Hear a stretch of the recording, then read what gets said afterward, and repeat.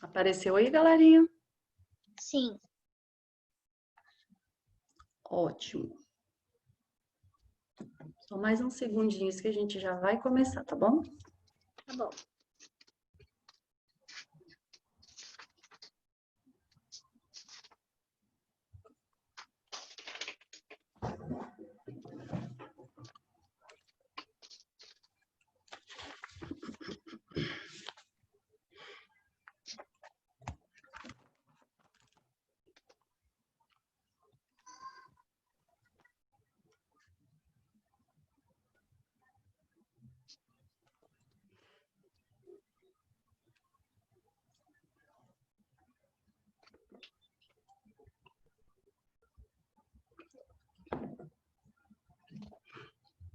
Gui, tá aí?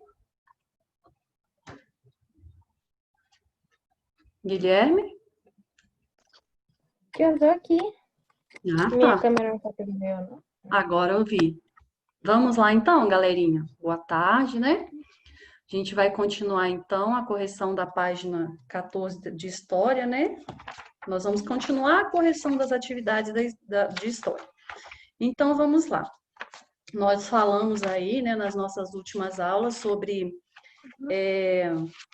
os homens, né, que os primeiros agrupamentos humanos surgiram no continente africano, né, e depois se espalharam pelo mundo afora. E nós vimos aí também que os homens...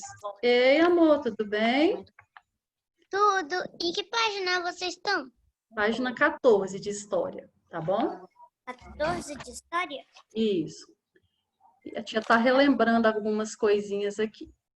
E aí, nós vimos que os primeiros habitantes eram nômades, né? E aí, na última aula, nós falamos um pouquinho, tanto em geografia quanto em ciências, sobre alguns povos. E o nosso livro aí na página 14, ele fala para nós sobre os primeiros habitantes do território brasileiro, né? Os primeiros povos no nosso território. Então, nós vimos aí, nós chegamos a falar dos sambaquis, nós falamos na aula de geografia, né? Nós vimos que os sambaquis também são conhecidos como povos das conchas, e que eles vivem, né? Eles constroem a moradia deles sobre as montanhas de concha, os montes de conchas que eles vão formando com conchinhas do mar, com restos de animais, né? Nós falamos também que dentro dessas montanhas eles enterravam os mortos dele, colocavam alguns objetos ao lado do corpo deles. E o nosso livro trouxe também, na página 15, o povo de Lagoa Santa, né, que nós falamos aí na última aula sobre o crânio de Luzia, que é o fóssil, o crânio mais antigo, e que nós percebemos que através da reconstituição do crânio de Luzia, nós percebemos que os primeiros habitantes também aqui foram negros, né? E aí essa página aí trouxe uma série de coisas que tanto os sambaquis quanto os povos da Lagoa Santa, os povos de tradição umbu, que eles faziam, né? Como eram feitos os objetos que eles caçavam, que eles coletavam. Nós vimos que eles caçavam, pescavam, os objetos que eles faziam eram de pedra, né? De alguns dentes de animais, de ossos de animais.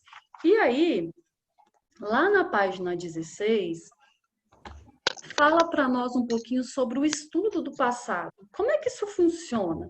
Nós vimos em geografia sobre alguns sítios arqueológicos, nós vimos sobre sítios arqueológicos também no Brasil, nós vimos sobre pinturas rupestres, e aí nós vimos que quem estuda, né, esses vestígios que são encontrados para contar a nossa história são os arqueólogos, que são os profissionais que procuram vestígios em escavações e escavam, né, fazem escavações nos sítios arqueológicos para encontrar os vestígios que podem ser fósseis, alguns objetos, né?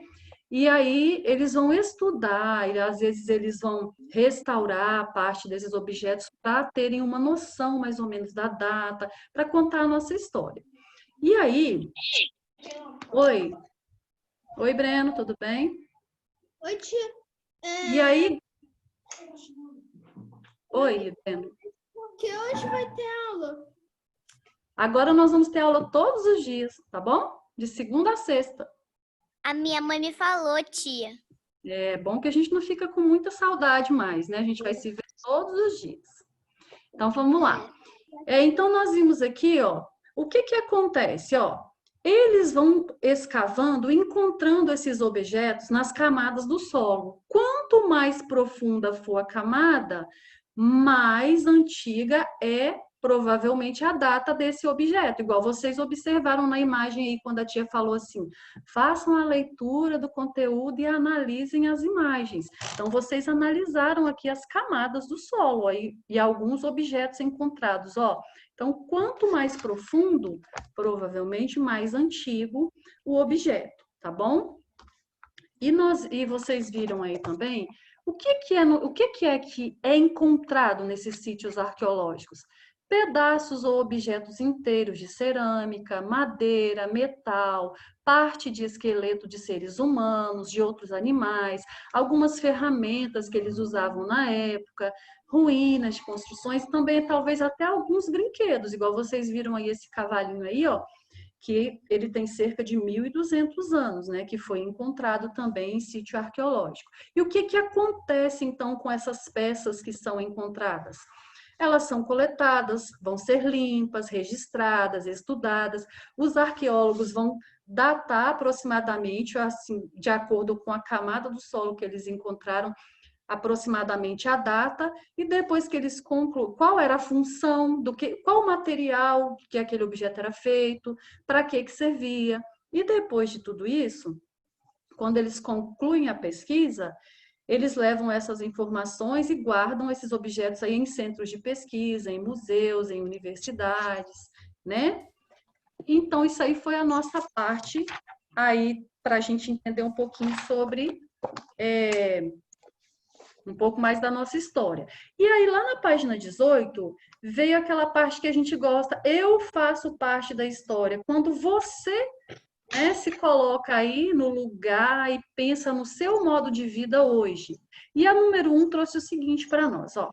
Se no futuro arqueólogos pesquisassem o seu modo de vida, que vestígio eles encontrariam?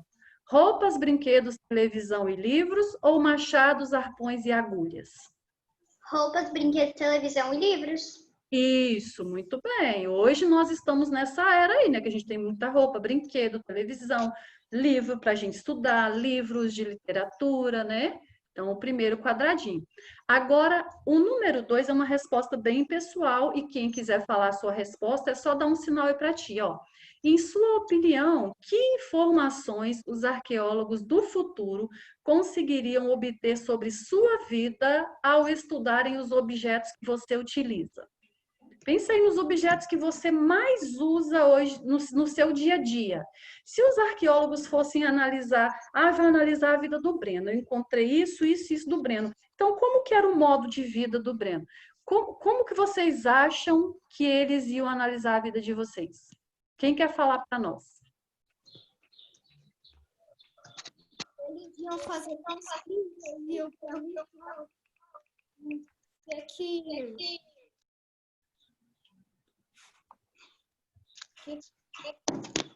Oi, Breno, Oi, pode Breno, falar. pode falar.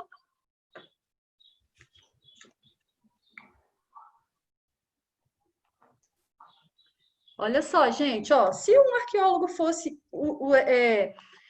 observar no futuro, obter informações sobre a vida da tia Sivone, se ele encontrasse alguns vestígios meus aqui, o que que ele ia encontrar? Ó, minha blusa de uniforme, meu celular. Então, eu ia falar, ó, era uma pessoa que usava a tecnologia do telefone celular, e encontrar livros meus, porque tia Sivone usa muito livro, tanto por ser professora como por sempre ter gostado de ler.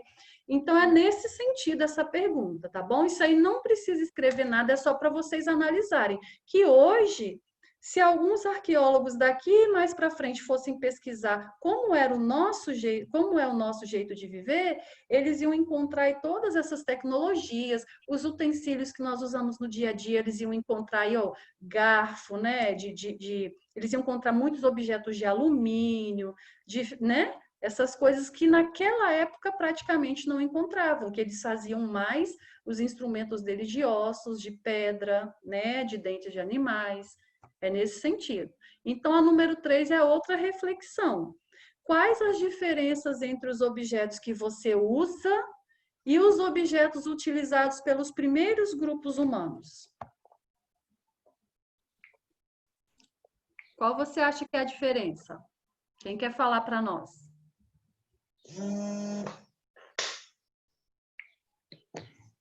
Nossa, gente, vocês voltaram das férias muito quietinhos. Ninguém? Vocês acham que hoje os objetos que nós usamos, eles são feitos dos mesmos materiais que eram feitos no passado? Não.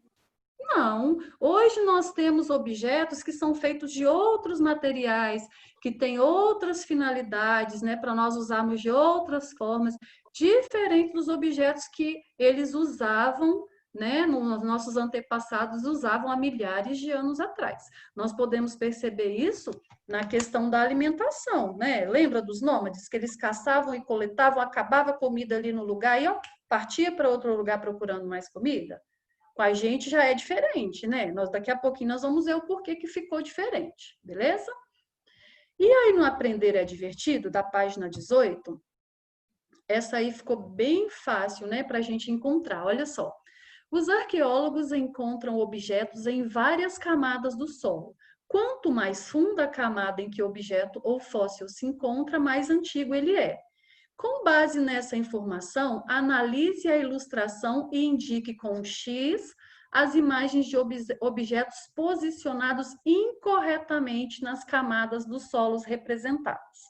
Olha só, o que nós temos aí que está no lugar errado?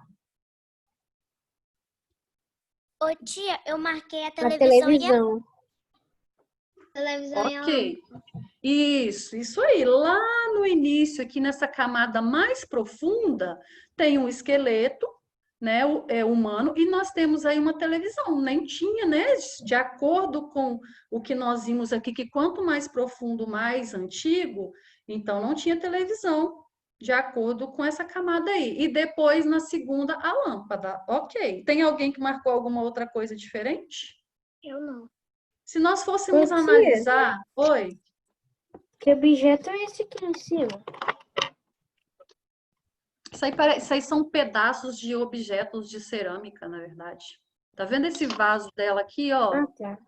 Parece que é ele quebrado, né? Se nós fôssemos analisar direitinho, essa TV e essa lâmpada estariam em qual camada aí hoje? Na Pode primeira. deixar, pode deixar ligado o microfone, se tiver algum atrapalhando, a tia pede para desligar, tá bom? Isso aí, na primeira. Beleza. Vamos lá, então. Essa era uma leitura complementar para vocês verem que hoje em dia ainda existem, né, nômades como os ciganos, que vivem se mudando. O Agora Eu Sei, o resumo do conteúdo que a tia pediu para vocês darem uma lida. E aí, na página 20, vamos iniciar o capítulo 4, que vai falar da agricultura e das transformações que ocorreram na vida humana por causa da agricultura. E aí tem assim, leia essas imagens. A tia pediu para vocês analisarem aí no estudo de vocês e o que vocês viram que está sendo representado nessas imagens aí? É um homem plantando sementes de milho lá e regando, crescendo e ele colhendo. Isso, muito bem. Então, aí foram as etapas da plantação do milho, igual a Aninha falou para nós. Tem todo um processo. Primeiro, ele vai arar o solo, jogar a semente, depois tem que regar, a planta vai crescer para depois eles colherem, né? O milho. Então, olha só, Sim. teve uma época que isso não existia, que é na época que os homens eram nômades, eles não sabiam cultivar o solo, não sabiam plantar e colher, por isso que eles viviam se mudando em busca de alimentos. E aí, por isso que o nosso título aí da página 17 é Plantar transformou a vida humana. Sabe por quê, gente? Quando nós vimos lá que há milhares de anos as pessoas migraram da África e aí primeiro alcançaram o continente asiático, lá no continente asiático começaram aí essas mudanças. E alguns homens ali, alguns seres humanos aprenderam a plantar.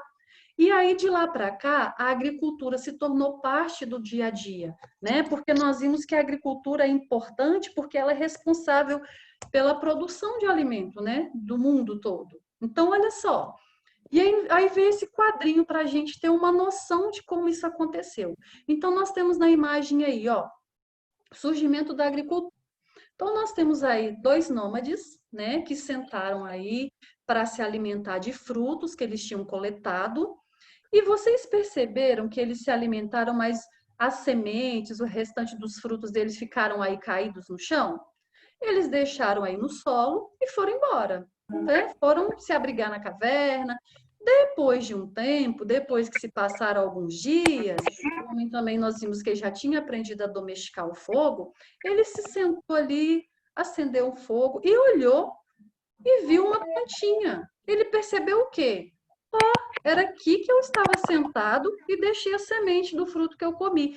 E então, ó, deu um estalo e ele percebeu o quê? Que se ele enterrasse aquela semente dos frutos ali, ali ia nascer uma planta. Então, aí eles aprenderam a cultivar, né, o solo e também aprenderam a domesticar animais, ou seja, a amansar e cuidar dos animais selvagens para eles aprenderem a conviver com as pessoas. E aí, depois disso, muitos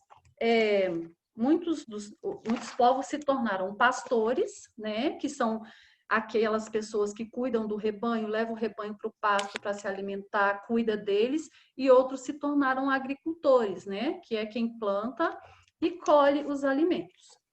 E aí, lá na página 22, vocês fizeram a seguinte atividade. Leia este mapa que indica os locais do planeta onde surgiram as primeiras plantações de alguns alimentos. Em seguida, responda as questões. Então, nós temos aí um mapa com o título Origem dos Alimentos.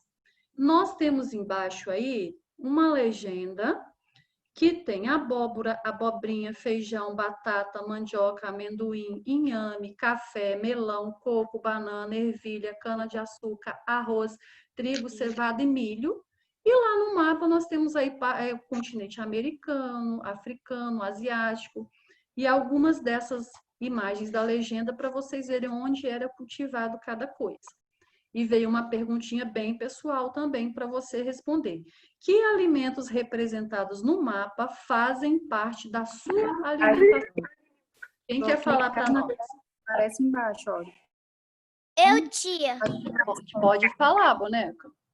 Feijão, amendoim, café, coco, banana, arroz, trigo e milho. Ótimo. Mais alguém quer falar? Quem? Eu tinha Então pode falar. abóbora, batata, mandioca, amendoim, inhame, café, banana, arroz e trigo. Ótimo. Mais alguém? Tia, posso Não? Pode. feijão, batata, abóbora, berinjela, cana, milho, inhame, arroz, melão, coco, banana e isso. Ok. Mais alguém quer falar, gente? Então, vamos para a número 2. A número 2 era para você escolher um alimento agrícola que você consome, uma coisa que você come, um alimento que você ingere, mas não está representado nesse mapa. E aí, pesquisar qual é o continente de origem desse alimento e marcar ali no mapa, em qual continente que ele está. Quem é que fez essa pesquisa e quer falar para nós? Eu. Então, vamos lá, pode começar. Ô tia, eu escolhi a fruta e ela fica na Ásia. Qual fruta? A uva, esqueci de falar. Ah, ótimo. Quem mais? Eu. Vai, pode falar. Eu escolhi a maçã e ela fica na Ásia também. Ok, mais alguém? Tinha mais uma pessoa que tinha falado eu. Mais ninguém, gente? Então, vamos continuar, tá bom? Podemos, então? Então, vamos lá. E aí, na próxima página, então, depois que eles descobriram a agricultura, é que começaram, então, os novos modos de vida, né? Por que que ficou diferente? Porque agora eles não precisavam mais ficar se mudando para conseguir alimentos. Agora, eles já tinham aprendido a plantar e a colher. Então, eles já podiam ter uma moradia fixa. Quando eles passaram a ter moradia fixa, o nome que deram a eles também mudou. Eles não se chamavam mais nômades, eles passaram a se chamar sedentários. Sabe quando a gente está muito parado, que alguém fala assim, ah, está muito sedentário, tem que se movimentar, né? Não é exatamente nesse sentido, mas é no sentido de fixar. Então, nós fazemos o quê? Os sedentários, eles criaram uma moradia fixa. E aí foi aquilo que aconteceu que eu falei para vocês. Uns se tornaram pastores para cuidar do rebanho, outros se tornaram agricultores que só plantavam e colhiam, cuidavam, né, das plantações, do solo. E aí, para cuidar dessas plantações e dos animais que eles também aprenderam a domesticar, vieram muitos povos, né, migraram muitas pessoas para a região onde havia rios. Porque lembra que a tia já comentou com vocês que as cidades geralmente começam onde tem um rio? Por quê? Porque eles precisam das águas dos rios para irrigar as plantações, para fornecer água para a população, para ter água também para os animais. Então, nesses locais próximos aos rios, essas pessoas aí, esses grupos tiveram moradia fixa, se tornaram sedentários, e aí depois disso, começaram então a surgir as primeiras aldeias, as primeiras vilas, e depois disso vieram as primeiras cidades. Ô Ok? tia, Oi. como que eles faziam as roupas deles? As roupas deles, no início, eles faziam com pele dos animais, né? Eles caçavam animais, matavam para comer a carne e do couro do animal, da pele, eles faziam as roupas. Depois de algum tempo, o homem foi descobrindo como se fabricava o tecido, né? Depois que eles aprenderam a agricultura, aí começaram a colher algodão, começaram a descobrir como é que fiava o tecido, tá bom? Então, olha só. Na página 24, nós vamos só até aí a número 2, tá bom? Página 24, vocês já responderam também. Relacione os termos com as descrições corretas. Nós temos A para sedentário, B para agricultor e C para pastor. A tia vai ler a descrição e vocês vão falar se é A, B ou C, tá bom? Pessoa que planta e colhe alimentos. B. Isso, B, agricultor. Pessoa que habita o mesmo local por muito tempo. A.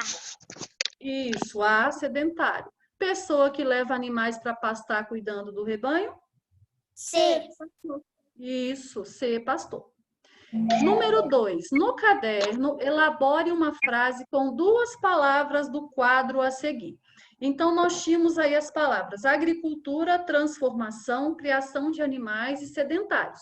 Você tinha que formar uma frase usando 2 dessas palavras do quadro. Não precisava usar todas, só 2. Tem alguém que está com o caderno aí, que fez e quer ler? Pode ler, Ana. Tia, eu não sei se tá certo, mas eu fiz assim, ó. Eu escrevi página 24, atividade 2, e coloquei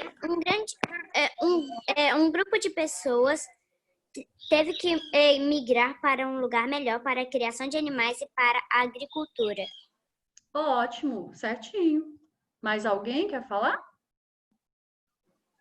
Não? Ok, gente. Alguém tem alguma pergunta até agora ou quer falar alguma coisa? Então, tá bom. Então, olha só. A nossa parte de história hoje era até aqui. Por quê?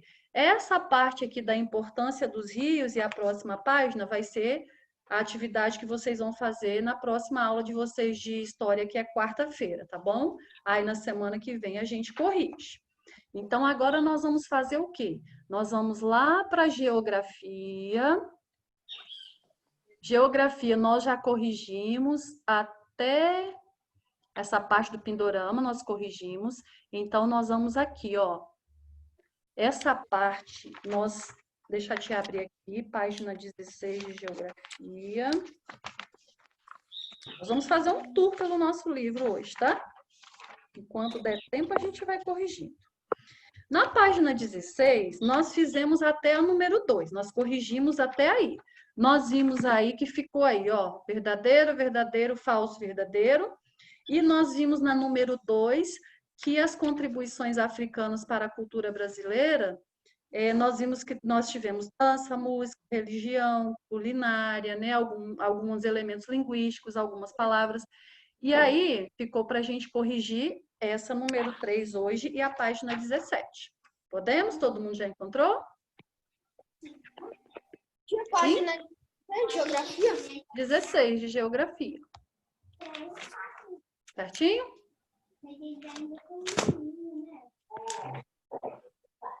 Então, vamos lá.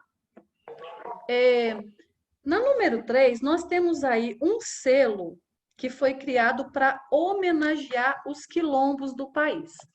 Ah, tá. E antes da gente responder isso aí, vamos só relembrar o que eram os quilombos, né? Nós falamos aí que a chegada dos povos africanos, quando eles trouxeram os africanos para trabalharem como escravos no Brasil, nós falamos na última aula, que esses povos africanos, assim como os índios, eles também não aceitaram isso assim numa boa, não foi muito pacífico, né?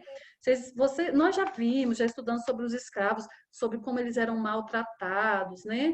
Que trabalhavam sem receber nada em troca. E aí eles também não aceitaram passivamente toda essa violência que eles recebiam e eles resistiam à escravidão. E aí o que acontece?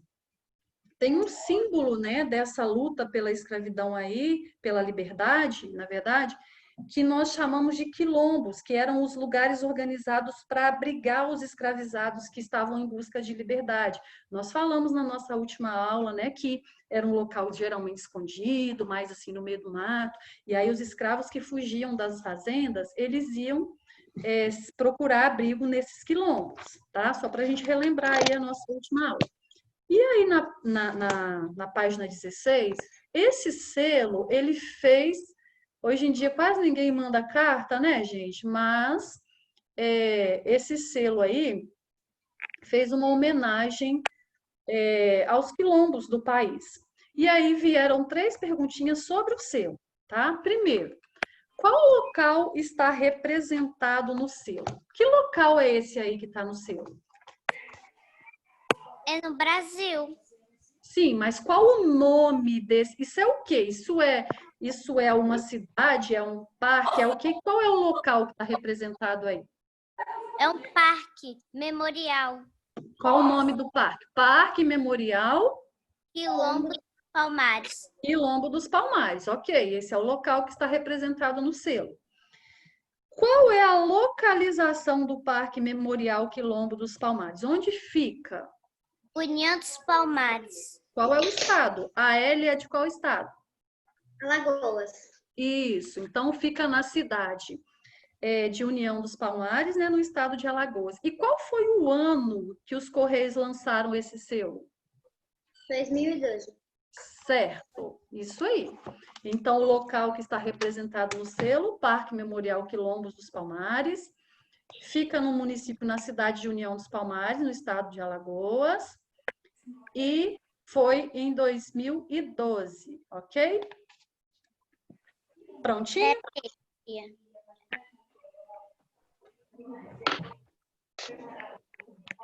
Pronto, tia. Ok, podemos? Todo mundo? Sim. Ainda não. Tá, tia, tá esperando.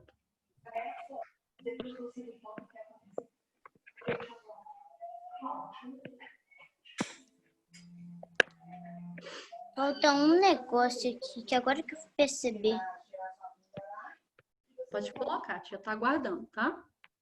Pronto.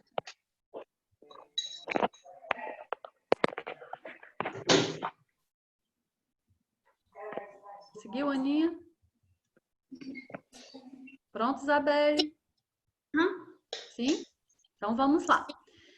Letra D. Descreva o tipo de moradia que está ilustrado no selo. Analisa a imagem, gente. Como você acha que era a parede, o telhado, o teto, O telhado né? Como é era de palha, tia. Eu Isso, acho. era um teto de palha seca, mas o quê? As paredes eram feitas de quê? Pedra? Na verdade, essa moradia aí, gente, desse selo, ela era semelhante às ocas indígenas. Então, ela era feita assim, ó, de teto de palha seca, né? E tinha barro nas paredes. Eles colocavam barro com alguns pedacinhos de madeira para fazer a parede, tá?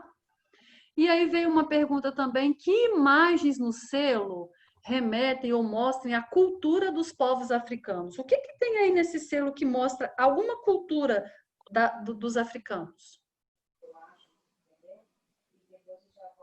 O que vocês acham que tem no selo que mostra isso? Da moradia a gente já falou. O que mais que tem no selo?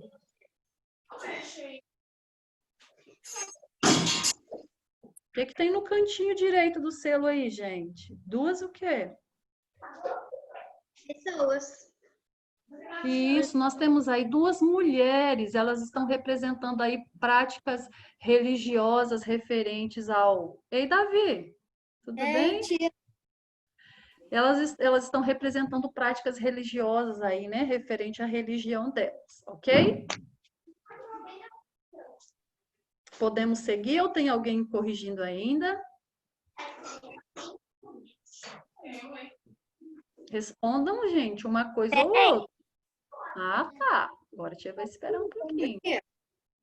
Oi? O desenho daí tá aparecendo daquele jeito, né? Mas o meu tá aparecendo outro. Como assim? Você está falando desse aqui? Você está falando dessa imagem, Davi? Essa aqui, ó. Espera aí que a tia não está te vendo agora. Espera aí, deixa eu achar você aqui. Ó. Olha. Ah, não, meu amor, é porque agora a gente já está em geografia. A gente está na página 17 de geografia, mas é o livro 2, tá? Ah, tá. Esse aí é o livro 1. Pega lá o livro 2, que aí você vai conseguir acompanhar direitinho, tá bom? Tá, peraí. Podemos, meus amores? Espera aí, tia.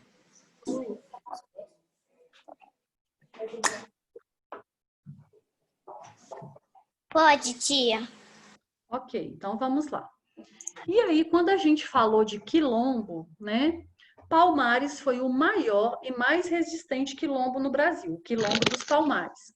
Mas muitos outros se organizaram em todo o território nacional, em todo o Brasil, tá? E aí nós temos aí uma placa com o nome de quilombos na zona rural de Santiago, em Cachoeira, na Bahia, de 2016. Nós temos aí os quilombos Caonde e Dendê. Aí veio a perguntinha que vocês encontravam a resposta lá no texto que nós analisamos lá da página 13. O que é um quilombo? Quem é que anotou e pode falar para nós? Quem anotou? Lá na página 13, quando vocês... Gente, isso aqui a tia já pediu para fazer, já tem tempo, tá? A gente está só corrigindo hoje. E o que a gente falou que é um quilombo? Que lugar é esse? Abrigar os escravos? Isso! É um lugar organizado para abrigar, né? Um lugar organizado para abrigar os escravos ou os povos africanos que estavam em busca de liberdade. Beleza? Agora, a letra B, você vai dar a sua opinião. E a tia vai ouvir, tá? Uma resposta bem pessoal. Em sua opinião, por que é importante preservar as áreas das comunidades dos descendentes de quilombolas? Por que vocês acham que nós temos que continuar preservando as áreas, preservando a descendência dos quilombolas? E por que é importante?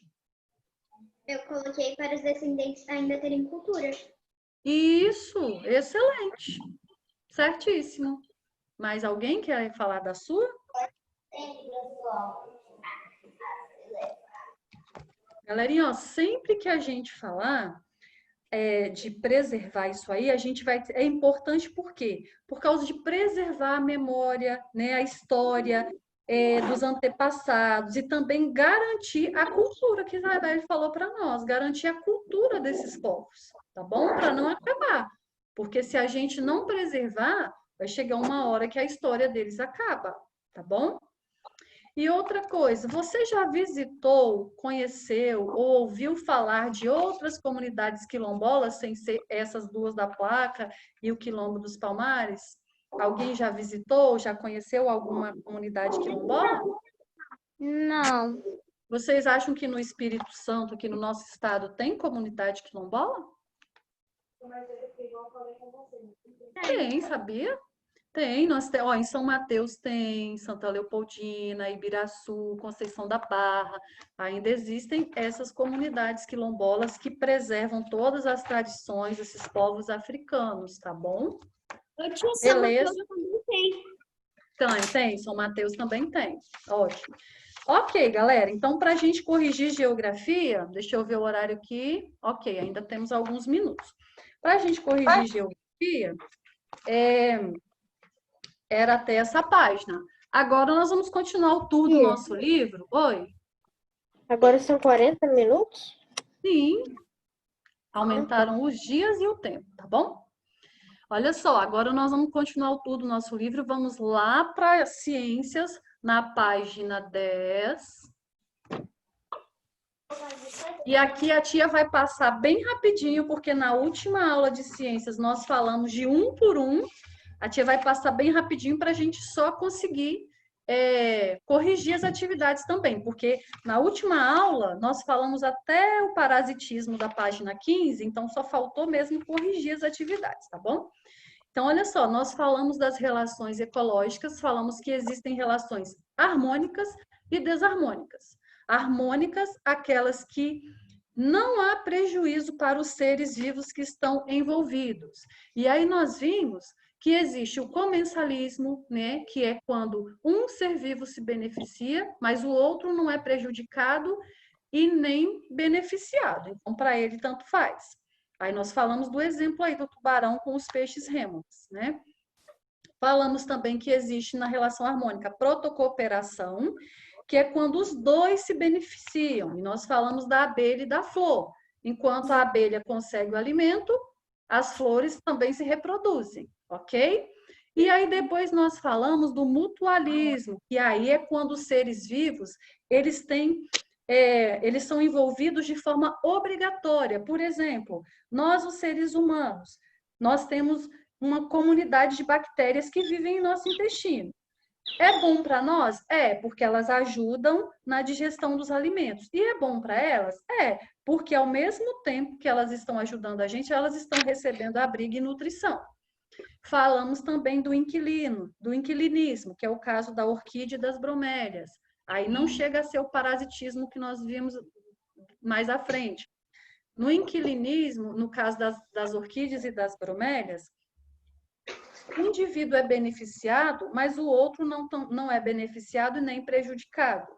O que as bromélias e as orquídeas fazem? Elas vivem nos troncos das árvores mais altas, mas só para receber luz do sol. Elas não estão ali para sugar os nutrientes e a água das plantas, não, tá bom?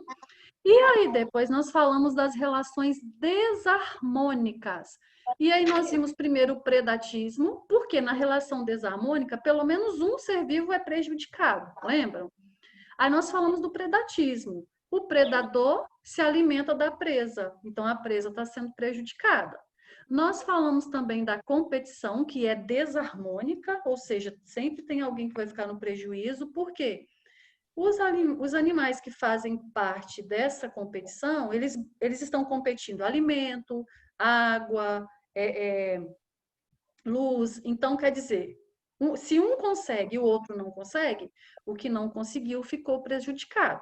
E nós falamos, por último, do parasitismo, que é um ser vivo que se alimenta do outro sem necessariamente causar a sua morte, mas que pode fazer mal para aquele de quem ele se alimenta.